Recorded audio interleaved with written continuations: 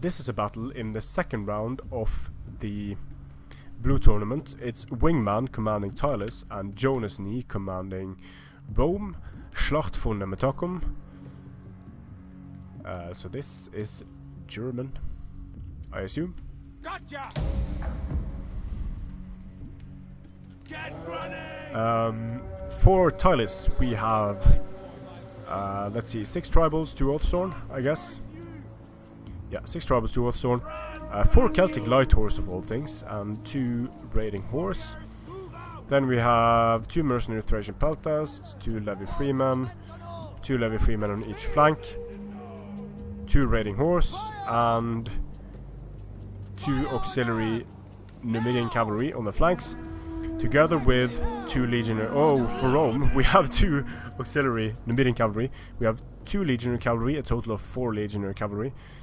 Then we have a center consisting of veteran legionaries and some gladiatresses. You don't see those very often, but they are deadly units if they are used correctly. Vigiles on the flanks as well for the speed bumping effect, and what you will usually see when Rome has a max of 8 swords is that you won't see any Hastati. Then we have 2 auxiliary Balearic Slingers, and even some 1 chevron on these gladiatresses, which pushes their melee attack to a massive 60. So these are definitely deadly units. The only thing they really lack is armor, and they're only 90 checks in a unit. They don't much like cavalry either, but their frenzy killing spree can do a lot of damage. So here are the Vigiles doing their job in eating javelins from the Levy Freemen. Just going to be kept here as a screen, and yeah, they are doing an amazing job in eating javelins here. Auxiliary Numidians in the rear of Tylis. And here the engagements are going to start happening. Veteran legionaries smashing into Levy Freemen. Tribal warriors smashing into these legionaries in the center. And Rome without speed bumps. Let's see how Rome is able to perform here. The tribal warriors have lost a lot of men. In the long grind, these veteran legionaries should do well against tribals. But this is not an engagement that Rome likes. The tribals are sort of wrapping around the edges here. I'll just pause here to talk about something very important, because even when formation attack is turned off for the Roman units, they're going to be standing a lot closer than the tribal warriors. So the tribal warriors are usually going to be able to wrap around and between the Roman formation a lot easier than the veteran legionaries are able to. So a barbarian formation that is 3 ranks deep is wider than a Roman formation that is 3 ranks deep. So just something to keep in mind. Now in the center here, these light horse are pulling through the unit of gladiatresses.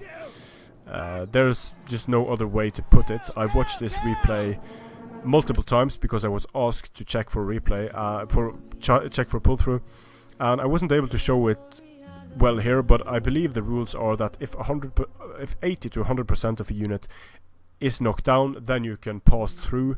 But I counted, and these gladiatresses had about 40 gladiatresses remaining standing, so a bit less than 50% of the unit was standing when these light horse were given a move order through the unit. So that would be a pull through, but I don't think Jonasnee called for a rematch for that reason. Here we have Oathsworn charging into the backs of their own units. They're not really going to be effective in doing that, as you can see by the kills. Oathsworn will usually get a lot more kills on the charge here, but they were sort of blocked by the tribals. But the tribals are, in some places they are winning, in some places they are losing.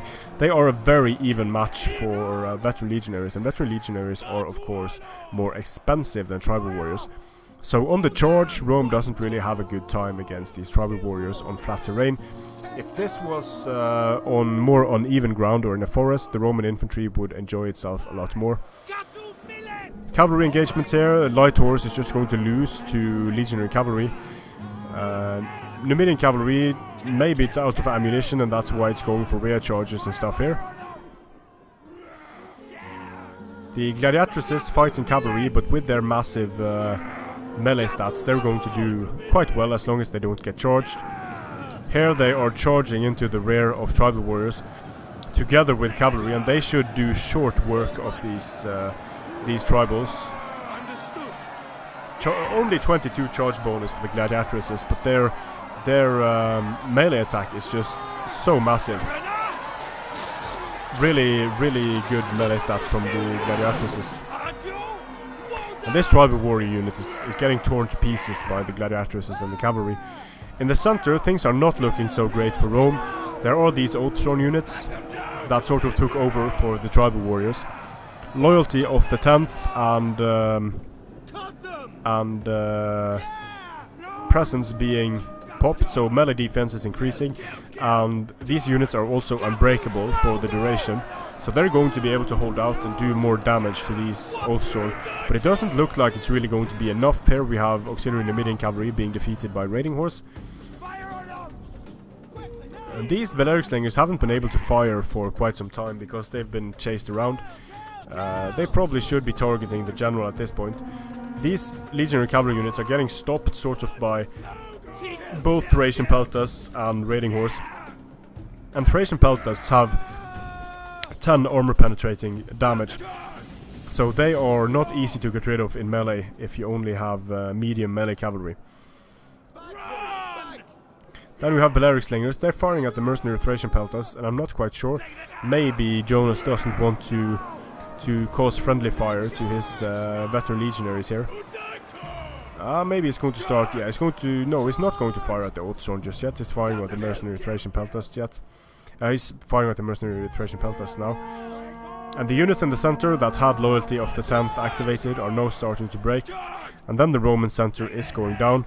These gladiatoresses are holding their own, but they are exhausted. So a strategist general is a very nice combination together with these gladiatoresses, because then they'll be able to go on a killing spree and use frenzy several times without having the penalty to morale and melee attack when being fatigued. So these veteran legionaries that got charged head on, they're not doing too well. They've lost a lot of men. The general of Tylis is still alive. He's not being fired upon by the auxiliary Balearic slingers, and again I find this to be very strange because they have a clear backshot into two Oathstone units now, but they are still firing at other units. Now they're firing at the general. This is what they need to do. They need to pour the fire in here and kill the enemy general to have any chance of making it here. But there are free cavalry units. This cavalry unit is free. It's not moving at the moment.